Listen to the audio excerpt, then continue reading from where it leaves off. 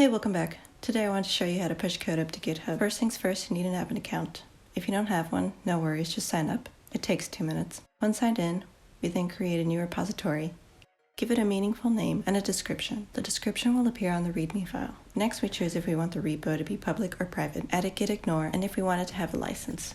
This is up to you. I will leave it public, no git ignore, and no license. Next, we open up a terminal and change to the directory where you want to save it. For me, I like to save all my code under Documents Workspace. And now we do a git clone so that it copies the repository locally on my machine.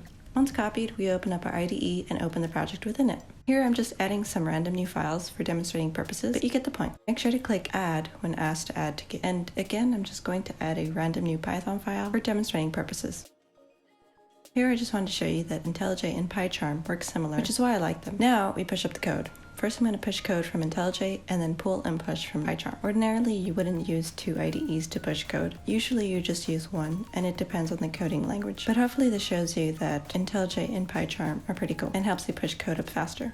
Last thing, you will need to have an access token to push code via Intellij or pycharm. This is fairly easy to get, and all you need to do is click Use Token and then click Generate. Assuming you're still logged into GitHub, you will automatically be redirected and it will create an access token with default permissions for you. Click Generate Token and then copy and paste into the Login GitHub dialog box. And now you should be able to push code. And huzzah! Your repo is updated with the latest push. If you decide you want to make any changes to the repo, like changing its visibility, just go to Settings and make your changes. I obviously don't need this repo anymore, so I'm just going to delete it. Hope this was helpful. Thanks for watching. Bye.